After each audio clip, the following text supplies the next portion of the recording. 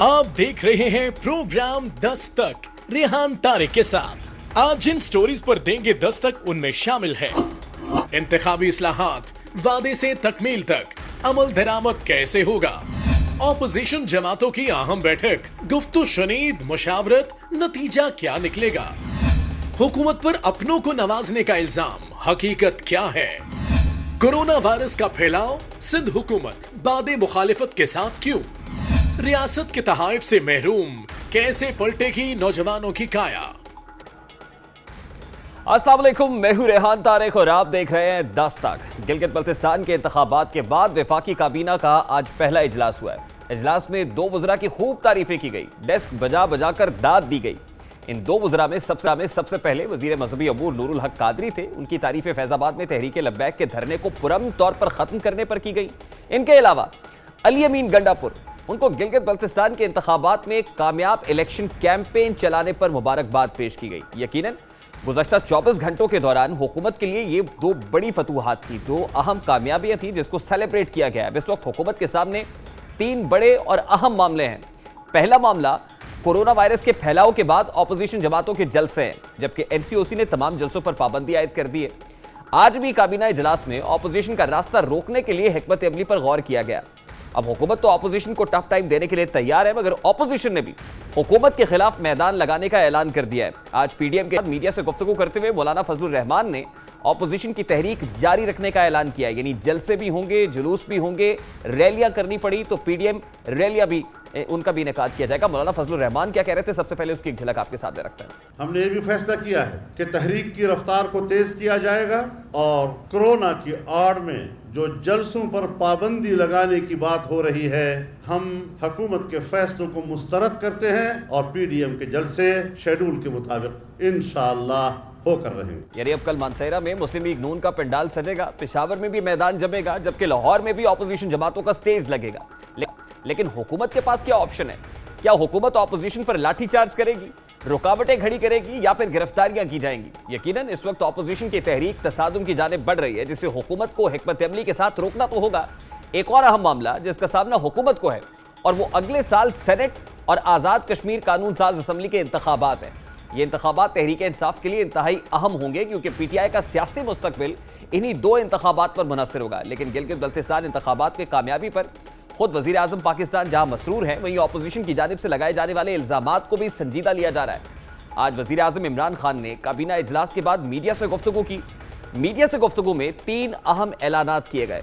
वजीर आजम का कहना था कि मुल्क में इलेक्ट्रॉनिक वोटिंग सिस्टम लाएंगे, ऑफ हैंड वोटिंग का तरीकाकार मुतारिफ कराएंगे। इसके साथ साथ ओवरसीज पाकिस्तानियों के लिए भी वोटिंग का निजाम लाया जाएगा। इंतखाबी इस्लाहात से मुताल्लिक वजीर आजम पाकिस्तान अब क्या कह रहे हैं, किस तरह से इंतखाबात के अंदर वोट पोल हो सकेंगे, वजीर आजम पाकिस्तान को सुनकर। अभी आज़ाद कश्मीर का भी इलेक्शन आ रहा है, ये सेनेट का इलेक्शन आ रहा है। ये अब ऐसा हो कि जो भी हारे वो हार तस्लीम करे। नंबर 1, हम पाकिस्तान में अब इलेक्ट्रॉनिक वोटिंग लाने लगे। साथ इसके साथ हम ओवरसीज पाकिस्तानीज के लिए भी एक सिस्टम लेके आ रहे हैं ताकि वो भी अपनी वोट डाल सकें। जो तीसरी चीज़ हम करने जा रहे हैं, जिसके लिए हमें कॉन्स्टिट्यूशनल अमेंडमेंट चाहिए होगा, हम अब कॉन्स्टिट्यूशनल अमेंडमेंट रखने लगे हैं पार्लियामेंट में। उसके अंदर हम ये चाहते हैं कि शो ऑफ हैंड्स हो, और अब इन बाकी पार्टीज के ऊपर है कि क्या ये अब इसको कॉन्स्टिट्यूशनल अमेंडमेंट को सपोर्ट करेंगी, क्योंकि इसके लिए 2/3 अक्सरियत चाहिए, जो हमारे पास तो नहीं है। वजीर आजम पाकिस्तान ने ये तीनों वादे अपनी इलेक्शन मुहिम के दौरान अवाम के सामने रखे थे। यही नहीं बल्कि वो सेनेट इंतखाबात में खुफिया राय शुमारी के कायल भी रहे हैं। वजीर आजम माजी में क्या कहा करते थे, जरा उसकी एक झलक भी आपके सामने रखें। इंशाअल्लाह हम इलेक्टरल प्रोसेस को ऐसा बनाएंगे कि जो हारता है जो जीता कबूल करेगा। जो भी आप इलेक्शन कमीशन के पास जाएंगे, आप सुप्रीम कोर्ट पे जाएंगे, हम आपके साथ कोऑपरेट करेंगे। इंतखाबी इस्लाहात के हवाले से माजी में भी तमाम ऑपोजिशन जमातें मुत्तफिक रही हैं, क्योंकि पाकिस्तानी सियासत का अलमिया है कि हर इलेक्शन हारने वाली जमात इंतखाबी धांधली का इल्जाम आयद करती रही है। तहरीक इंसाफ इलेक्शन हारी तो आज़ाद इलेक्शंस का विवेला मचाया गया। नून लीग को शिकस्त हुई तो शिकस्त का जिम्मेदार आरटीएस सिस्टम को करार दिया गया कि आरटीएस सिस्टम बैठ गया। गिलगित बल्तिस्तान इंतखाबात में भी कुछ ऐसा ही देखा गया।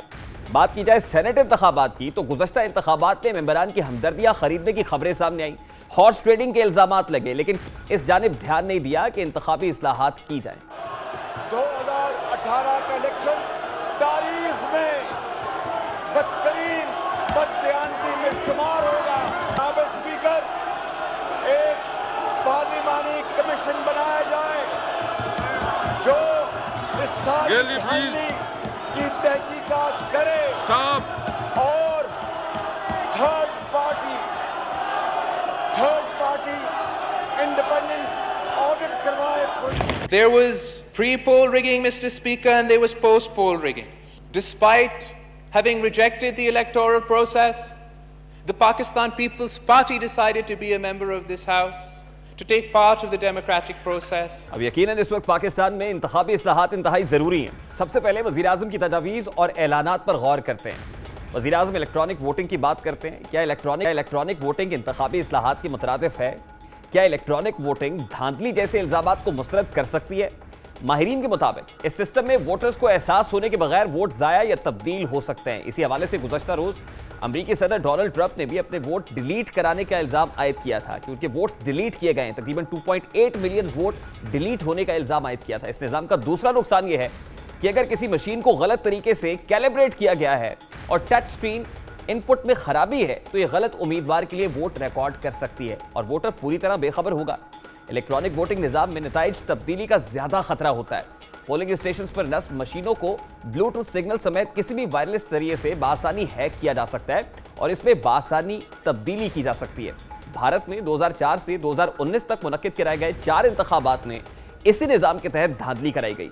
अब सवाल ये उठता है कि इलेक्ट्रॉनिक वोटिंग निज़ाम अवाम और इलेक्शन उम्मीदवारान का एतमाद हासिल कर पाएगी और हमारे यहाँ जो IT सिस्टम है क्या इतना मजबूत सिस्टम मौजूद है? यकीनन इस निज़ाम के तहत वोटिंग पर कोई भी फर्द एतमाद नहीं करेगा। अगर इलेक्शन कमीशन आज़ाद और खुद मुख्तार ना हो, यकीनन ये एक शर्त बहुत ज़रूरी है। वज़ीर आज़म ओवरसीज़ पाकिस्तानियों को वोट देने के हामी है कि उनको भी हक़ राय दही इस्तेमाल करना चाहिए। यकीनन ये एक अच्छा फैसला होगा, मगर सवाल फिर वही है कि ओवरसीज़ पाकिस्तानी वोट कैसे डाल सकेंगे? क्या अपने सफारतकारों को फाल बनाया जा सकता है? क्या सफारत खानों में इतनी सलाहियत है कि वो इंतखाबात का इनेकाद करा सकें? इस वक्त पाकिस्तान में इंतखाबी इस्लाहात की बात तो की जा रही है, मगर एक और अहम मामला सियासी हमदर्दियों की तब्दीली से मुताल्लिक है। 30 से 40 अफराद पर मुश्तमिल अफराद जो उर्फ़-ए-आम में इलेक्टेबल्स कहलाते हैं, हर हुकूमत का हिस्सा रहते हैं। हर सियासी जमात उन्हें लोटे करार देती है, मगर उनके बगैर हुकूमत नहीं बना सकती। ये अफराद मुल्क में मौजूद सरमायादार और सनतकार हैं जो अपने मफाद के लिए हर हुकूमत में शामिल हो जाते हैं। ज़रूरत तो इस अमर की है कि इन अफराद का रास्ता रोका जाए, इस हवाले से कानून साजी की जाए, आज़ाद और खुद मुख्तार इलेक्शन कमीशन कायम किया जाए, पार्लियामान को मजबूत बनाया जाए ताकि धांधली के इम्कानात कम से कम हो, क्योंकि तमाम मसाइल का हल पार्लियामान की बालादस्ती में है। वज़ीर आज़म ने अपने खिताब में अपोजिशन जमातों को भी साथ देने का कहा है। सवाल पैदा होता है कि अपोजिशन जमातें वज़ीर आज़म की 3 तजावीज़ से इत्तफाक करेंगी या फिर इंतखाबी इस्लाहात के हवाले से दीगर तजावीज़ देगी। क्या सियासी इंतखाबी इस्लाहात में कामयाब हो सकेगी? इस हवाले से आज मौलाना फजलुर रहमान ने अपोजिशन की जानिब से भी जवाब दिया है। वो क्या कह रहे थे, जरा मौलाना फजलुर रहमान को सुनकर। देखिए, बुनियादी बात यह है कि ये धांधली के आदी हैं। ये इस तरीके से अराकीन को प्रेशराइज करना चाहते हैं और ये नहीं चलेगा। उसके लिए भी हम इंतज़ाम कर रहे हैं कि इसका किस तरह रास्ता रोका जाएगा, लेकिन तरीक़ाकार हम अभी आपको नहीं बताएंगे। अब अपोजिशन जमातें तो हुकूमत का साथ नहीं दे रही, बज़ाहिर ये दिखाई दे रहा है, लेकिन सवाल पैदा होता है कि हुकूमत के पास दूसरा ऑप्शन क्या होगा? हुकूमत कैसे इंतखाबी इस्लाहात का वादा पूरा कर पाएगी? इसका जवाब वजीर रेलवे शेख रशीद अहमद ने सबा टीवी के प्रोग्राम में गुफ्तगू करते हुए दिया है। वो क्या कह रहे थे, शेख रशीद साहब को सुनते हैं। इमरान खान तो इलेक्ट्रॉनिक वोटिंग को ला रहा है इलेक्शन से पहले। सेकेंडली, इमरान खान आर्डिनेंस ला रहा है कि भाई सेनेट के election with show off hand हो। उसकी ये ख्वाहिश है कि नंबर 1 के इलेक्ट्रॉनिक्स, वो कैबिनेट में भी उसने पिछली में कहा कि इसको फाइनल करें, और अगर आर्डिनेंस भी लाना पड़ा तो नेक्स्ट इलेक्शन सेनेट का शो ऑफ दी हैंड हो जाएगा। यानी हुकूमत के पास दूसरा ऑप्शन ऑर्डिनेंस की सूरत में निकल सकता है। अब सवाल पैदा होता है कि क्या सेनेट में शो ऑफ हैंड्स का तरीकाकार काबिल अमल है?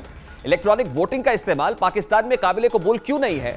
हुकूमत इंतखाबी इस्लाहात की जानिब कदम बढ़ा रही है, मगर ऑपोजिशन साथ क्यों नहीं देना चाहती है? क्या ऑपोजिशन जमातें इलेक्टेबल्स का रास्ता रोकने के लिए एक हो सकती हैं? इन तमाम तर सवालात का जवाब देने की कोशिश करेंगे। सबसे पहले पाकिस्तान मुस्लिम लीग नून के रहनुमा तर्जुमान मियां नवाज शरीफ और मरियम नवाज साहिबा मोहम्मद जुबैर हमारे साथ मौजूद है। बहुत बहुत शुक्रिया जुबैर साहब आपके वक्त के लिए। सबसे पहले तो ये बताइएगा कि पीडीएम के इजलास में आज मियां साहब ने बजरिया वीडियो लिंक शिरकत करनी थी, लेकिन वो शिरकत नहीं कर पाए। इसकी वजह हमारी मालूमात के मुताबिक तो उनकी तबीयत है। क्या वाकई नासाजी तबीयत मामला है या फिर वजह कुछ और है? जी, वो आज उनकी तबीयत सही नहीं थी और इसकी इतला दे दी गई थी, इसी वजह से वो उनकी जगह मरियम नवाज ने शिरकत की। तो इंशाल्लाह ठीक हो जाएगी, लेकिन आज जाहिर सी बात है उनको डॉक्टर्स को भी देखना था, तबीयत ऐसी नहीं थी कि वो शिरकत कर सकते। अच्छा जुबैर साहब, आज मरियम बीबी और बिलावल के दरमियान भी एक टेलीफोनिक राब्ता हुआ है, क्या टेलीफोनिक कॉन्वर्सेशन हुई है और क्या जीपी इलेक्शंस के बाद, पोस्ट जीपी इलेक्शंस, कोई पॉलिसी स्टांस में भी कोई शिफ्ट आया है, कुछ चेंज आया है? जी फुली अलाइंड है। एक तो मेरा ख्याल है वो हर थोड़ी देर के बाद एक आता है कि जी शायद बिलावल ने कुछ और कह दिया, मरियम नवाज ने कुछ और कह दिया। तो पॉइंट ये है कि पीडीएम का हिस्से हैं दोनों, और पीडीएम के जो भी मकासद हैं उसके साथ बिल्कुल अलाइंड है। और खास तौर पर जीपी का इलेक्शन, मैं आपको सिर्फ जीपी के इलेक्शन के हवाले से सिर्फ ये बता दूं कि ये तो एपीसी जब हुई थी ऑल पार्टीज कॉन्फ्रेंस जिसमें पीडीएम बनी थी, और उसमें पहली दफा उनका चार्टर आया था कि जी क्या करना है क्या नहीं करना 20 सितंबर को। तो उसके बाद से उस वक्त तो जाहिर है गिलगित बल्तिस्तान का इलेक्शन दूर नहीं था उस हवाले से, लेकिन जो ओवरऑल जो कंसर्न था जिसकी वजह से पीडीएम बनी थी और जिस मकासद को लेके पीडीएम आगे चल रही थी, उसमें गिलगित बल्तिस्तान का इलेक्शन और उसके जो रिजल्ट्स हैं उसने रीइंफोर्स किया उस इश्यूज को जो 20 सितंबर को डिफाइन किए गए थे।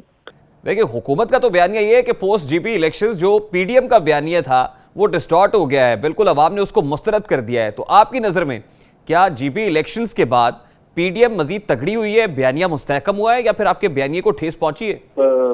हमारा जो वो है नैरेटिव है, बयानिया है पीडीएम का, वो बिल्कुल भी नहीं पीटा। अगर और उसके दो तरीके होते हैं जज करने के। एक तो ये होता है कि जाहिर सी बात है फर्स्ट फेज ये था कि आवाम के पास जाएंगे, चारों सूबों में जाएंगे, जीबी का इलेक्शन आ गया तो जीबी में जाने का मौका मिला, वहाँ अपनी बात करने का मौका मिला। तो बेसिकली ये है कि वी आर ऑन कोर्स, ये तो होता है। और ये भी मैं आपको बता दूं कि ऐसा तो कभी भी नहीं था कि जी हम शुरू करेंगे और धड़ाधड़ सब कुछ होना शुरू हो जाएगा, मसले हल। जुबैर साहब, दो बड़ी डेवलपमेंट्स हुई हैं। एक डेवलपमेंट तो ये है कि कोरोना के बायस अब जलसे जुलूस नहीं हो पाएंगे, हुकूमत ने अपने जलसे भी खत्म कर दिए हैं और ऑपोजिशन भी अब जलसे नहीं कर सकेगी।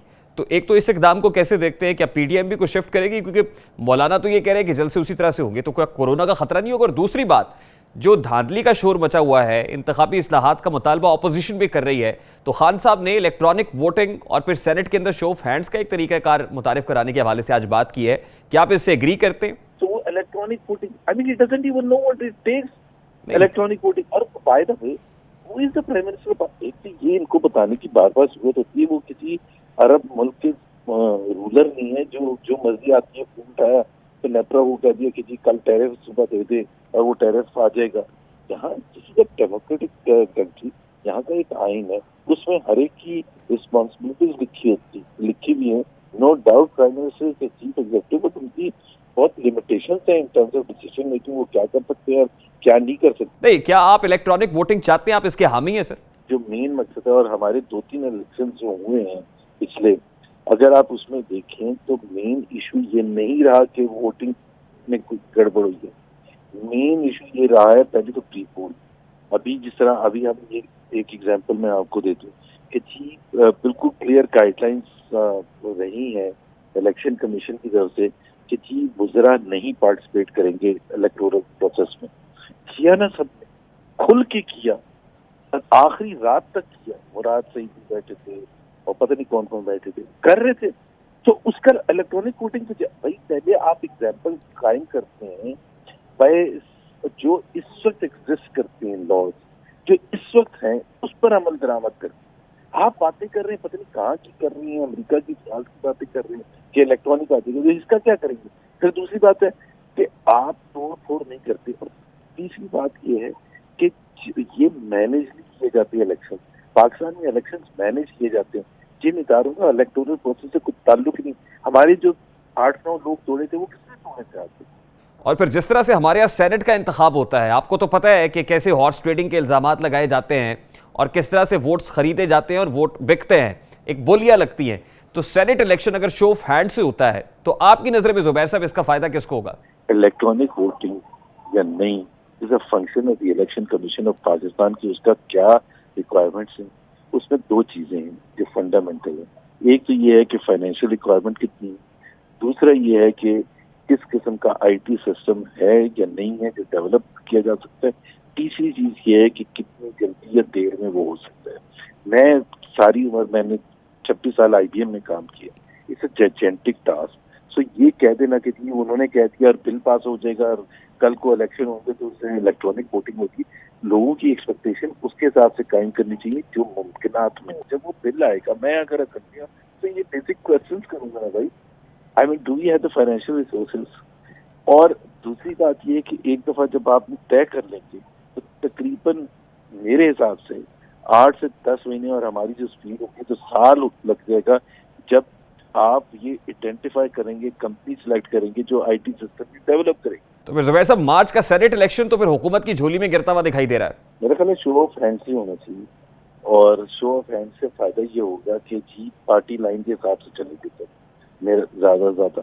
अब उसमें वो जो क्योंकि आपको पता है सेनेट के इलेक्शन में बहुत पैसा चलता है, और वो पैसा इसलिए चलता है कि जी अगर मैं एक MPA हूँ तो मेरे पास एक राइट होता है किसी को वोट डालने का, उसके लिए उसके एवज में पैसे ले सकते हो। It's an opportunity to make money. And अगर आप शो ऑफ हैंड्स करते हो तो वो खत्म हो जाएगा पार्टी लाइन्स के हिसाब से। 99% I would imagine party lines के बेसिस पर वोट डालेंगे लोग। नहीं, आप ये कह रहे हैं कि तब तक हुकूमत नहीं होगी, हुकूमत को घर भेजने का आपके पास आईनी और जमहूरी तरीकाकार क्या है? ऑपोजिशन के पास क्या ऑप्शंस मौजूद हैं कि हुकूमत को इससे पहले पहले घर भेज दें? अगर उस वक्त तक असेंबली बची तो नहीं, वो माइनस इमरान खान होगा, माइनस हुकूमत होगी, और माइनस इमरान खान भी होगा तो ऑब्वियसली हाउस के अंदर होना है। इन हाउस चेंज लाने के लिए ऑपोजिशन तैयार है या फिर इस्तीफों पर गौर हो रहा है? की बात नहीं होंगे इलेक्शन नहीं जब तक असेंबली नहीं। ठीक है, बहुत बहुत शुक्रिया आपके वक्त के लिए। पाकिस्तान मुस्लिम लीग नून के सीनियर रहनुमा मोहम्मद जुबैर हमारे साथ मौजूद थे। इस वक्त पाकिस्तान पीपल्स पार्टी के सीनियर रहनुमा सेनेटर नैयर बुखारी हमारे साथ मौजूद हैं। बहुत बहुत शुक्रिया नैयर बुखारी साहब आपके वक्त के लिए। तो ये कहिएगा कि PDM के सरबराही इजलास के बाद मौलाना फजलुर रहमान ने यह कहा है कि हम तो उसी तरह से अपनी तहरीक जारी रखेंगे, जलसे भी होंगे, जुलूस भी होंगे, कैंपेनिंग भी होगी भरपूर तरीके से, तो कोरोना नहीं फैलेगा इससे और वो खतरात लाहक नहीं होंगे ऑपोजिशन के इन जलसों को?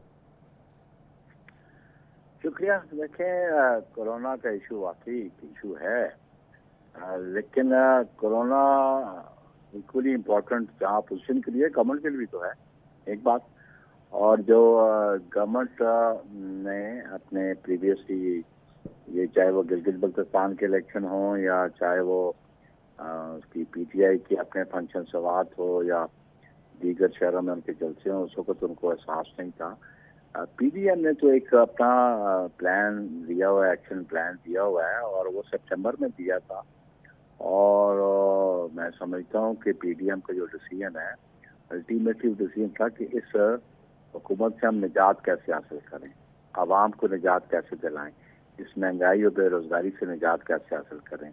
ये जो मुल्क की इशूज़ हैं जिन पे इनकी इनकम्पिटेंस है, इनकी बैड गवर्नेंस है, इनसे निजात कैसे दें, तो उसके लिए अल्टीमेटली हमारे जो पब्लिक मीटिंग्स थी वो पहले से अनाउंस थी और उस पर लेकिन बुखारी साहब, हुकूमत से निजात दिलाते जलाते कहीं आवाम को कोरोना वायरस ना हो जाए और ऑपोजिशन जो है फिर यकीनन उसके सर पे होगा कि ये जलसों की वजह से कोरोना फैला है पाकिस्तान के अंदर। नहीं, ये तो इल्जाम लगाएंगे। वैसे आप उसका देखिए, इतवार बाजार लगता है, लोग जाते हैं इतवार बाजार में। नहीं, वहाँ पे तो सर कोई ना कोई SOPs होंगे ना, उसको मेंटेन किया जाता होगा, लेकिन जलसों में जहाँ हजारों लोग होते हैं, आप इस्लामाबाद के किसी इतवार बाजार में जाके देख लें, आप मार्केट्स में देख लें, आप शादी हॉल्स को देख लें। शादी हॉल्स बंद हो गए सर, आप हैं शादी हॉल्स के हवाले से तो चल रहे। नहीं, 20 नवंबर से कह रहे हैं कि शादियां नहीं हो पाएंगी हॉल्स के अंदर, लेकिन आप ये कह रहे हैं कि ऑपोजिशन जलसे करेगी। अगर इस पे हुकूमत की तरफ से गिरफ्तारियां होती हैं या कोई कार्रवाई की जाती है, पकड़ धकड़ होती है, इजाजत तो वो अब भी नहीं दे रहे, कल मानसेरा में जलसा है, इसकी इजाजत नहीं मिल रही है, तो फिर काउंटर स्ट्रैटेजी क्या होगी? आलम है, वो घबराए हुए हैं, वो अपोजिशन के जलसों से घबराए हुए हैं और वो जवाब बना रहे हैं कोविड का, और ताकि ये जलसे ना कर पाए। लेकिन उनको ये इल्म होना चाहिए कि इस तरह ये तहरीक नहीं रुकेगी। ये जो उनका बयानिया है, जो नैरेटिव है, जो उन्होंने कोविड के हवाले में उसको हाईलाइट किया है, ये खुद ही तो कहते रहे हैं कि इकोनॉमी डिस्टर्ब नहीं होनी चाहिए। लेकिन आपके जलसों का तो सर इकोनॉमी से कोई नहीं, इकोनॉमी तो कब हटा तो बैठेगा जलसों से और डिस्टेबलाइजेशन। जब हम लॉकडाउन की बात करते थे तो गवर्नमेंट एग्री नहीं करती थी, तो प्राइम मिनिस्टर वो था, वो कहता था ये तो फ्लू है, जो वायरस तो आएगी, ये तो फ्लू है। प्राइम मिनिस्टर की अप्रोच ये थी उस वक्त। और आप जब जो घबराए हुए हैं PDM की तारीख से, अब जवाब बना रहे हैं कोविड को, तो मैं समझता हूँ कि इनकी जो अप्रोच है, जो इनकी ज़हनी कैफियत है, इससे यहाँ हो रही है कि घबराहट के आलम है इस किस्म की। नहीं, लेकिन नईर बुखारी साहब, मेरा ख्याल है कि गवर्नमेंट और opposition both need to understand कि corona virus is something very apolitical और एग्जिस्ट तो करता है, सेकंड वेव ज्यादा शदीद हो सकती है। अच्छा सर, मुझे ये बताएं ना कि आज सर इस पर मौलाना फजलुर रहमान साहब ने कहा कि हुकूमत के साथ बैठ के बात नहीं होगी। तो सर, जब हुकूमत अब बात कर रही है कोई करेक्टिव मेजर्स के हवाले से, इलेक्टोरल रिफॉर्म्स के हवाले से, इलेक्ट्रॉनिक वोटिंग से मुतालिक, और फिर उन्होंने कहा कि सेनेट के इंतखाब जो है वो शो ऑफ हैंड से होंगे, तो क्या इस पर आप हुकूमत को अगर रिफॉर्म से मुतालिक वो बात करते हैं तो इस पर भी बैठने के लिए तैयार नहीं होंगे?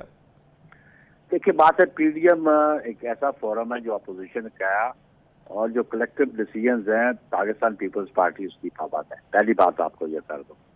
सेकेंडली, गवर्नमेंट को अब याद आ गया रिफॉर्म्स के हवाले से, इससे कबल जब जितनी मीटिंग्स हुई तो आप सीरियसनेस देखें, इसका लीडर ऑफ हाउस जो प्राइम मिनिस्टर है वो कितना सीरियस है इन इशूज पे, कि कश्मीर की बात हो, बल्तिस्तान की बात हो, वो तो मीटिंग में आता ही नहीं है। तो अब गवर्नमेंट क्यों बात करना चाहती है? तो अब ये मैं समझता हूँ कि ये घबराहट के आलम ये बात कर रहे हैं। इनका एटीट्यूड पार्लियामान के अंदर देखे, पार्लियामान को उन्होंने खुद बेतौकीर करके रखा और फिर एक ही बयान देखें जी, आप देखें political forces are political forces, बाकी इंस्टीट्यूशन जो है ना वो उस कॉन्स्टिट्यूशन के फ्रेमवर्क पे काम करें, और ये टोटली बैंक करते हुए किसी ने बैंक करते हैं या किसी और पे बैंक करते हैं। बीइंग सीजन्ड पॉलिटिशियन, आप सीजन्ड पॉलिटिशियन है, सीनियर सेनेटर भी हैं सर, आप ये बताएं कि सेनेट का इंतखाब अगर शो ऑफ हैंड से होता है तो इसका फायदा किसको होगा अल्टीमेटली?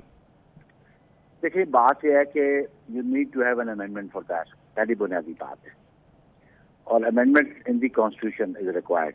ये कोई सिंपल लेजिस्लेशन नहीं है। वो कहते हैं ऑर्डिनेंस भी ला सकते हैं। ऑर्डिनेंस, कॉन्स्टिट्यूशन की अमेंडमेंट के लिए ordinance doesn't matter, you know, उसकी कोई हैसियत नहीं है।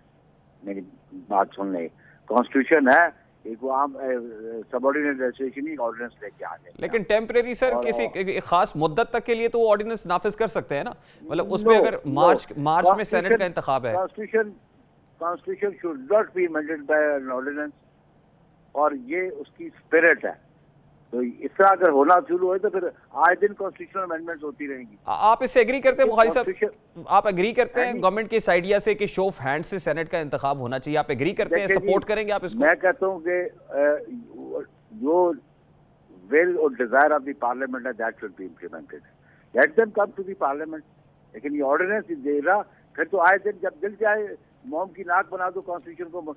आप देखिए आर्टिकल 238 और 39 इसीलिए कैटेगोरिकली ये बात कहता है कि कॉन्स्टिट्यूशन की अमेंडमेंट कैसे होगी। और आप ये देखिए, जो सिंपल लेजिस्लेशन है, अगर एक हाउस रिजेक्ट कर दे, दूसरा उसको एक्सेप्ट न कर पाए और उसके मुताबिक, तो फिर जॉइंट सेशन होता है। लेकिन कॉन्स्टिट्यूशन अमेंडमेंट के लिए देयर इज नो जॉइंट। भाई साहब, अगर लेजिस्लेशन की बात करते हैं या कॉन्स्टिट्यूशनल अमेंडमेंट की बात करते हैं तो क्या आप इसको सपोर्ट करेंगे? Let's take it this way, हम तो पीडीएम का जो फैसला होगा उसको सपोर्ट करेंगे। और अगर इलेक्ट्रॉनिक जो है पोलिंग के हवाले से या वोटिंग के हवाले से कोई कैंपेन करती है गवर्नमेंट, तो जितनी भी गुफ्तो शनीद होगी, जितने भी इश्यूज होंगे, पीडीएम जो कलेक्टिवली डिसाइड करेगी, पाकिस्तान पीपल्स पार्टी उसकी बात। ठीक है, बहुत बहुत शुक्रिया आपके वक्त के लिए। पाकिस्तान पीपल्स पार्टी के सीनियर रहनुमा नैयर बुखारी साहब हमारे साथ मौजूद थे। अभी एक ब्रेक लेंगे और ब्रेक के बाद जब वापस आएंगे तो फिर बात करेंगे कि हुकूमत पर करप्शन के इल्जामात के पीछे हकीकत क्या है। उस हकीकत से पर्दा उठाने की कोशिश करेंगे इस ब्रेक के बाद हमारे साथ।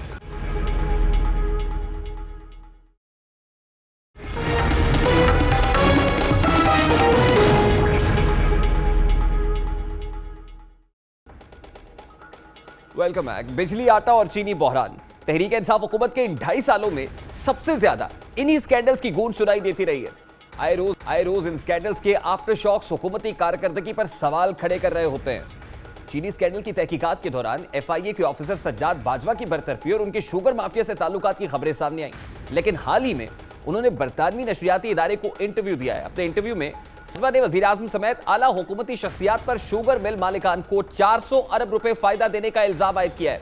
साबिक ऑफिसर के मुताबिक उन्होंने चीनी की अफगान स्मगलिंग, चीनी के कारोबार में स्टेट बैंक, SCCP और FBR के किरदार पर सवालात उठाए हैं, जिसके बाद कुछ ताकतवर लोग उनके खिलाफ हो गए। सज्जाद बाजवा ने इल्जाम आयद किया कि वजीर आजम इमरान खान, प्रिंसिपल सेक्रेटरी उनके आजम खान और शहजाद अकबर शुगर माफिया में चंद ताकतवर अनासर को बचाना और माली फायदा देना चाहते थे या हम किरदार थे। उन्होंने दावा किया कि तहकीकात शुरू होने के बाद से शुगर माफिया को अब तक कमोबेश 400 अरब का बराह रास्त फायदा दिया जा चुका है, क्योंकि इस असना के दौरान चीनी की कीमत 70 रुपए फी किलो से बढ़कर 115 रुपए किलो तक जा पहुंची। सज्जाद बाजवा ने इल्जाम लगाया कि उनके खिलाफ ये तमाम कार्रवाई काबीना में बैठे कुछ मखसूस लोगों की ख्वाहिश पर हुई, क्योंकि वो चीनी कमीशन से पहले भी IPPs के खिलाफ बनी GIT में FIA की नुमाइंदगी कर चुके हैं, जिसके बाद बहुत से ऐसे मुतासरीन हैं जो वफाकी काबीना में मौजूद है। उन्होंने मजीद कहा कि चीनी कमीशन की तहकीकात के दौरान शुगर मिल एसोसिएशन कैसे तब्दील हुई, कौन सा ओहदेदार तब्दील हुआ, एसोसिएशन पहले क्या थी, बाद में क्या तब्दीली आई, एसोसिएशन को कौन सा बंदा किस किस ऑफिस और कब कब आता रहा है, किस किस से मिलता रहा है, उनकी CDRs बस निकाल ले, सब वाजे हो जाएगा। सज्जाद बाजवा के मुताबिक इस्लामाबाद हाई कोर्ट ने उस वक्त मिल मालिकान और हुकूमत के लोगों की रोजी रोटी बंद कर दी थी जब चीफ जस्टिस अतर मिनल्ला ने उनके खिलाफ हुक्म दिया कि शुगर मिलें 70 रुपए में चीनी फरोख्त करेंगी, लेकिन हुकूमत ने इनकार कर दिया। और ये सारी मिली भगत थी कि आप यानी मिल मालिकान 70 में पेश कर दें, हम यानी हुकूमत 63 रुपए में खरीद लेंगे, जबकि हकीकत में यूटिलिटी स्टोर्स कॉर्पोरेशन पहले ही चीनी 80 से 82 रुपए फी किलो में खरीद रहा था। इन्हें क्या तकलीफ थी? अदालत ने कहा 70 पर खरीदें, उन्होंने कहा कि नहीं हम 63 पर खरीदेंगे, लेकिन अब 115 और इससे ज्यादा में खरीद हो रही है। ये सारा ड्रामा था और साथ ही साथ अदालतों को भी गंदा किया गया, ये हमें काम नहीं करने देती। हुकूमत पर यकीनन ये संगीन नौयत के इल्जाम हैं, लेकिन एक और अहम मामला जो गुज़श्ता दिनों सीनियर सहाफ़ी आरिफ हमीद भट्टी ने उठाया, उन्होंने दावा किया कि शबर जैदी निजी महाफिल में इल्जाम आयद करते हैं कि वज़ीर आज़म ने उन्हें कभी भी आज़ादाना तौर पर काम नहीं करने दिया, या जब भी किसी करप्ट फर्द पर हाथ डालने का हुक्म उन्हें दिया जाता उसके खिलाफ वो ये कहते कि कार्रवाई ना करें। यानी इस हवाले से जब शबर जैदी कोई हुक्म देते करप्ट अफराद के खिलाफ कार्रवाई होनी चाहिए, उस पर वज़ीर आज़म इमरान खान की तरफ से तहरीक इंसाफ की तरफ से कहा जाता कि तहरीक इंसाफ के ये स्पॉन्सर हैं और इन पर हाथ नहीं डाला जा सकता। इस हवाले से सीनियर साफ़ी तज्ज़ियाकार आरिफ हमीद भट्टी ने क्या इंकशाफ किया है, जरा उसकी एक झलक आपके सामने रखता है। Shabbar Zaidi x chairman FPR ने कहा मुझे फ्री हैंड का वजीर आजम ने नहीं करने दिया। इमरान खान वजीर आजम पाकिस्तान शब्बर जैदी साहब ने कराची में अपने करीबी हल्का बाब में ओपन कहा मैं क्या करूं, जिस करप्ट को हाथ डालता था ये आपको इन्होंने हमारे शबर जैदी को पाकिस्तान तहरीक इंसाफ हुकूमत की तरफ से चेयरमैन FBR तैनात किया गया, लेकिन चेयरमैन FBR बतौर चेयरमैन FBR तैनाती के बाद शबर जैदी उस तरह से ऑपरेशनल ऑटोनॉमी हासिल नहीं कर सके, आज़ादाना तौर पर काम नहीं कर सके। उसके बाद खबरें आई कि वो 1 माह की रुख्सत पर चले गए हैं, अलील हो गए हैं, लेकिन दरअसल क्या मामला था अब यकीनन उस हकीकत से पर्दा उठना शुरू हो गया है। बड़े बड़े इंकशाफात हो रहे हैं और शबर जैदी साहब खुद ही निजी महाफिल में बता रहे हैं कि किस तरह से उन पर दबाव डाला जाता था, वो किसी भी तगड़े शख्स के खिलाफ कार्रवाई नहीं कर पाते थे और यह कहा जाता था कि अगर इसके खिलाफ कार्रवाई की गई तो पाकिस्तान तहरीक इंसाफ को जो स्पॉन्सरशिप मिलती है वो नहीं मिल पाएगी, वो फायदा नहीं मिल पाएगा और ये स्पॉन्सर्स है इसलिए इन पर हाथ नहीं डाला जा सकता है। सीनियर तज्ज़ियाकार आरिफ हमीद भट्टी के इसी इंकशाफ की बुनियाद पर आज मौलाना फजलुर रहमान ने PDM के इजलास के बाद मीडिया से गुफ्तगू में हुकूमत को शदीद तनकीद का निशाना बनाया।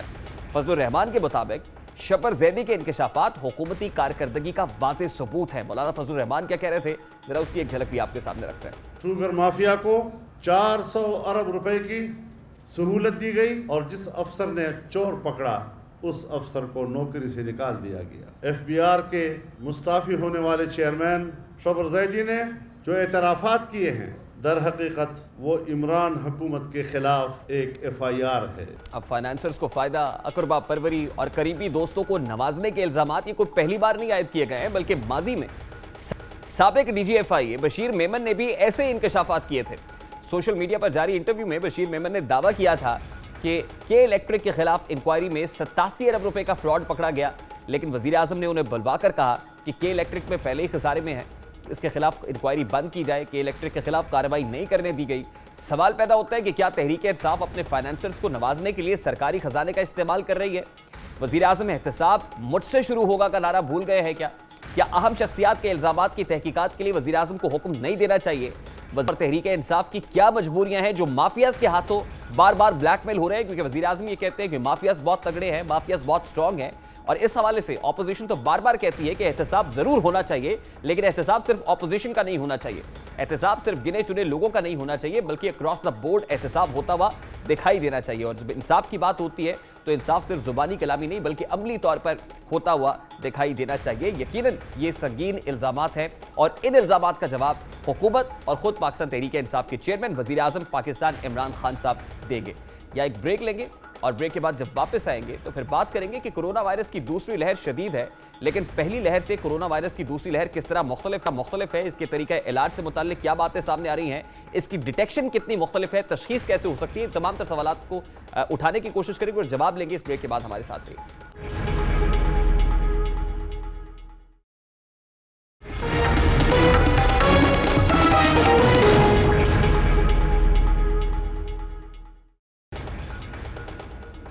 Welcome back. कोरोना की दूसरी लहर में वायरस के ताबड़तोड़ वार जारी। गुज़श्ता 24 घंटे के दौरान मजीद 33 मरीज जान की बाजी हार चुके हैं और मजमूई हलाकतें 7,193 तक जा पहुंची हैं। 29,300 से ज्यादा नए टेस्ट किए गए, 2,050 मस्बत निकले। एक्टिव केसेस की तादाद 29,000 से तजावुज कर गई है। दूसरी जानिब माहिरीन सेहत ने कोरोना की दूसरी लहर को पहली लहर से ज्यादा खतरनाक करार दे दिया है। माहिरीन के मुताबिक कोरोना की पहली लहर से या फिर दीगर अमराज में मुब्तला अफराद ज्यादा मुतासर हुए थे। माहिर पल्मोनोलॉजिस्ट डॉक्टर शाज़ले मंजूर के मुताबिक कोरोना की दूसरी लहर से हर तबका खुसूसन नौजवान भी बड़ी तादाद में मुतासर हो रहे हैं, जबकि पहली लहर में दी गई जो अद्वियात हैं अब देर से असर कर रही हैं।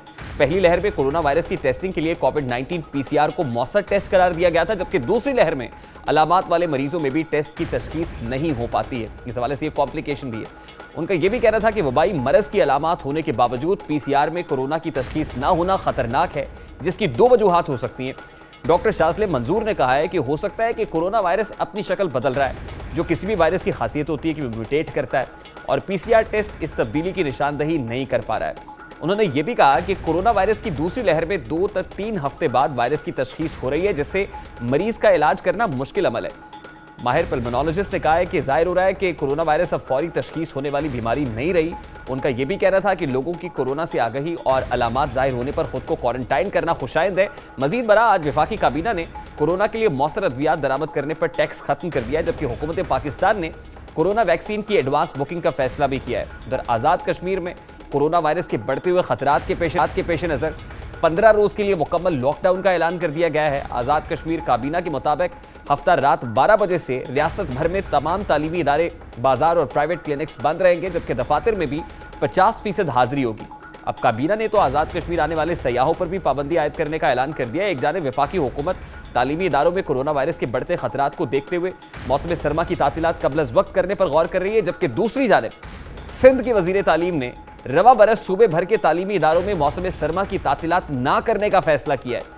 अब सूबाई वजीर तालीम सईद गनी का कहना था कि कोरोना वायरस के बायस पहले ही मामूल से ज्यादा तातीलात हो चुकी हैं, लिहाजा रवा बरस मौसम सरमा की तातीलात नहीं होंगी।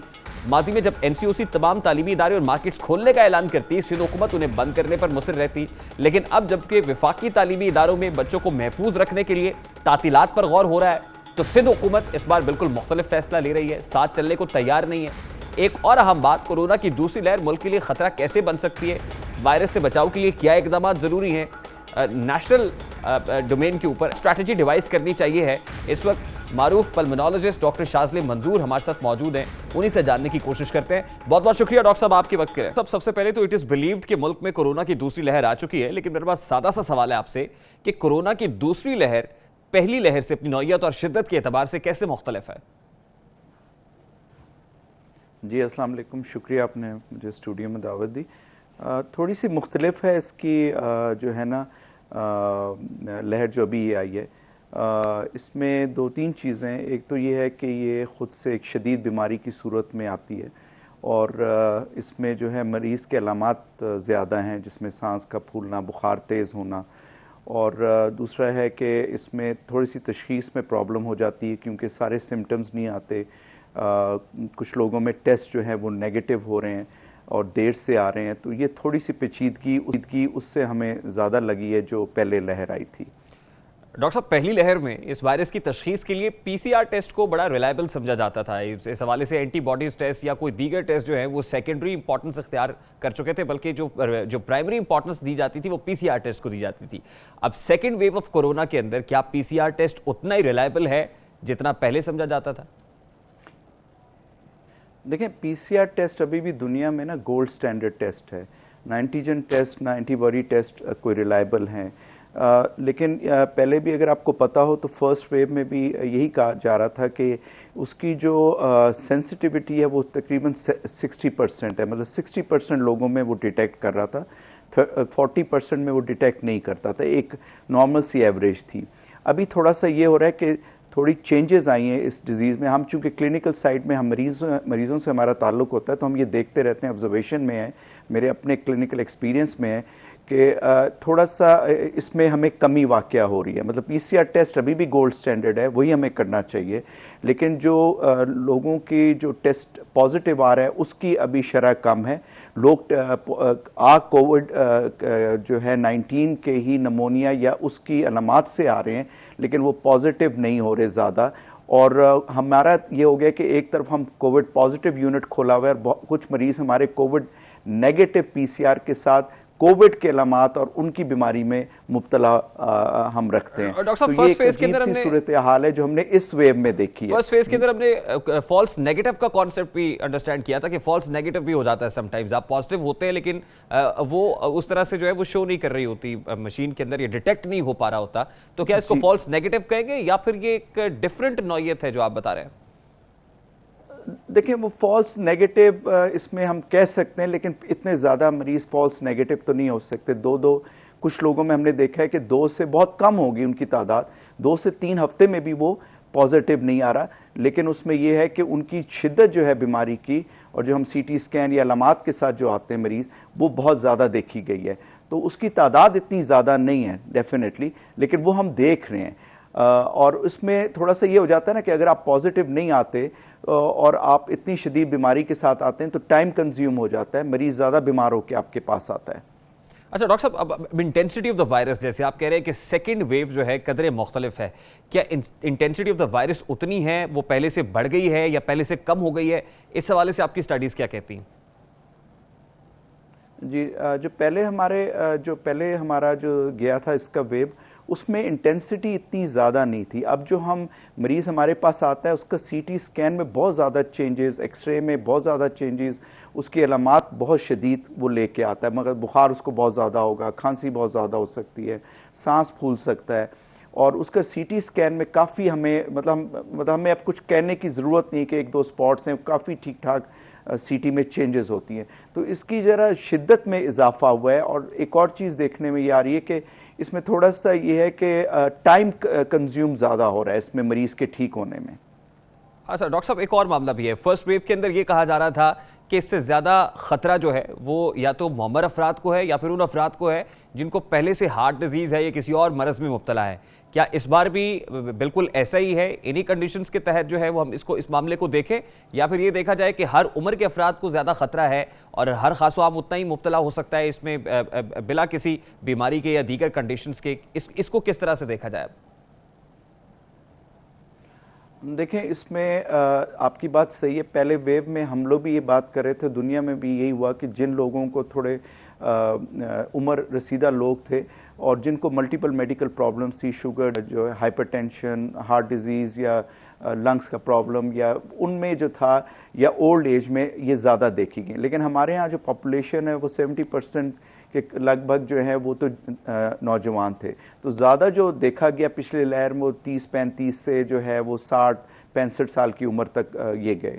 इस दफ़ा जो हम लोग देख रहे हैं वो ज़्यादा जो है वो यंग लोगों में, मतलब कुछ ऐसे भी हम देख रहे हैं कि पूरी फैमिली आ रही है, उसमें अगर जवान बच्चे हैं, टीन एज हैं, एडल्ट हैं, तो उनमें भी ये है। और कुछ मरीज़ हमारे पास अभी भी आज भी आए हुए थे जो यंग थे, मतलब उसमें से अगर आप रेशो निकाल लें तो थोड़े से यंगर पॉपुलेशन ज़्यादा आ रही है, मतलब टीन्स में आ रहे हैं, 20s में आ रहे हैं, पहले 30s और 60s में देखे गए थे।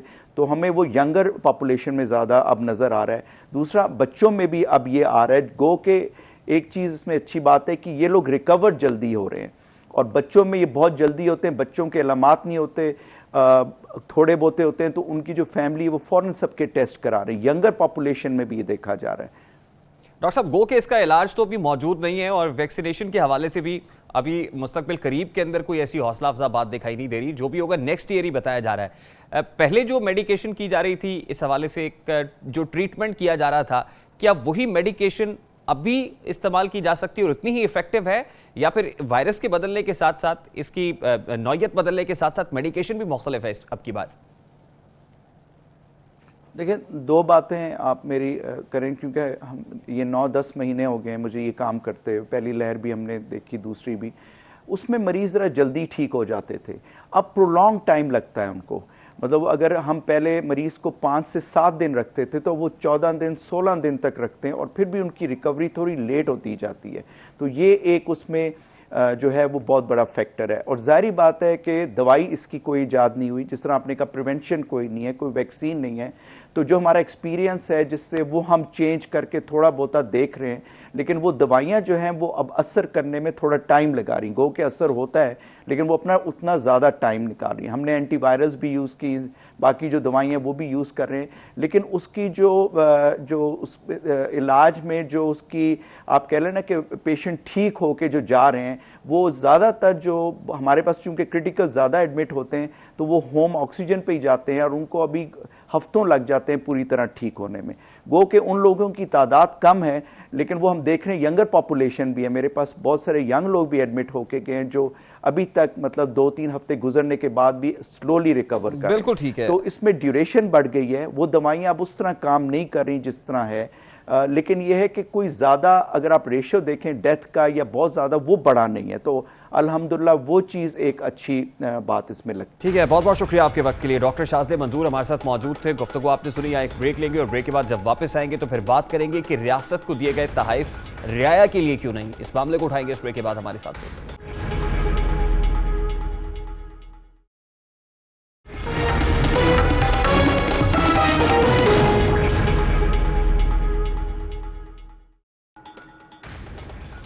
Welcome back. लाहौर हाईकोर्ट ने तोशाखाना में जमा होने वाले सरकारी तहाइफ की नीलामी रोकने का हुक्म दे दिया है।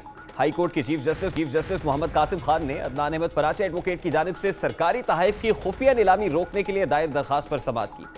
दरख्वास्त गुजार ने मौक़िफ़ इख्तियार किया कि सदर मुमलिकत, वज़ीर आज़म, वज़राए आला और हुक्काम को सरकारी दौरों पर मिलने वाले तहाइफ तोशाखाना में जमा होते हैं। दरख्वास्त गुजार का कहना था कि खुफिया नीलामी में शमूलियत के लिए अवामुन नास की बजाय सिर्फ सरकारी खतूत लिखे गए हैं। चीफ जस्टिस लाहौर हाईकोर्ट ने रिमार्क्स दिए कि ये तो वो मिसाल बन गई कि अंधा बांटे रेवड़ियाँ, और वो भी अपनों अपनों में।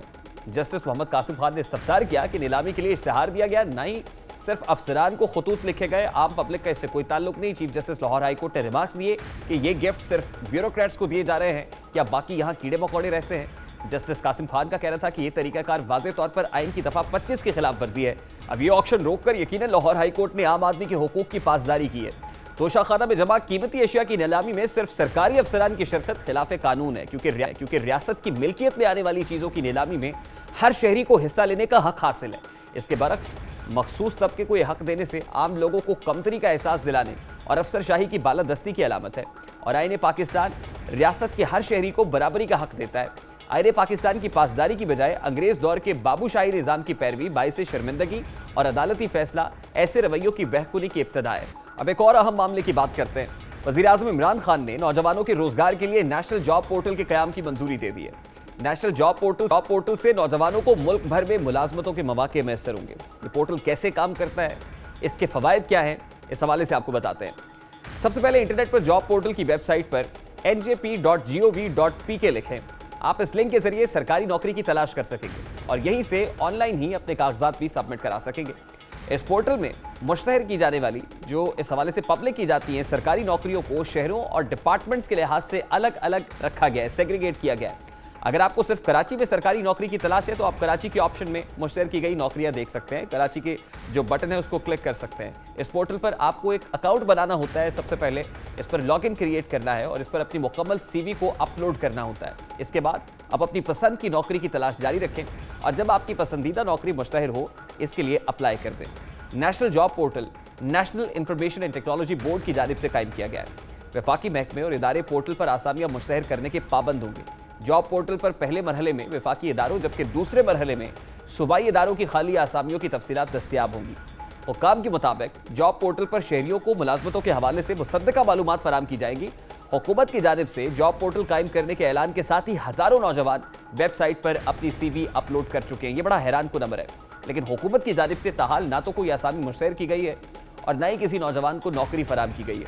हुकूमत की जानिब से नौकरी की तलाश में मावनत के लिए वेबसाइट तो बना दी गई है, मगर 1 करोड़ नौकरियों की दावेदार हुकूमत नौजवानों को नौकरी कैसे देगी, ये इस पोर्टल में नहीं बताया गया है।